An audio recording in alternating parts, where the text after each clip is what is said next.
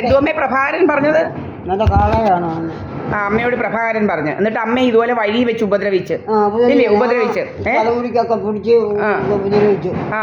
അതുപോലെ ഞാനും ഇങ്ങനെ പോകുന്നുണ്ടെ പലരും വഴിയിൽ നിൽക്കുക, പല പല രീതിയിലുള്ള ഉപദ്രവങ്ങൾ നടത്താനായിട്ട് നോക്കുക.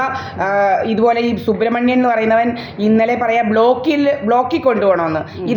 ഇവന്മാരെല്ലാം ഒരേ ഇതിലാണ് ഞങ്ങളെ ടാർഗറ്റ് ചെയ്ത് വെച്ചിരിക്കുകയാണ്. ഇങ്ങനെ എൻ്റെ അമ്മയും ഇതേപോലെ ഒരേ രീതിയിലുള്ള ഉപദ്രവങ്ങളാണ് ഇവന്മാർ നടത്തുന്നത് നിരന്തരം. എൻ്റെ അമ്മ കേസ് കൊടുത്തത് അത് അന്ന് ബിജു പി എന്ന് പറയുന്നവനെ പോലുള്ള വക്കീൽ നമുക്കെതിരായിട്ടില്ലാഞ്ഞുകൊണ്ട് ആ കേസൊക്കെ എടുത്ത്. ഇന്ന് ഈ വക്കീലെന്ന് പറയുന്ന ഈ ബിജു പി ഉള്ളത് കാരണം നമ്മുടെ കേസസ് ഒന്നും എടുക്കുന്നില്ല. മജിസ്ട്രേറ്റ് വരെ വലിയ അതുപോലെ ഒരു റിയാരാജി എന്ന് പറയുന്നത്. അതുപോലെ പോലീസുകാരും അതാണ്.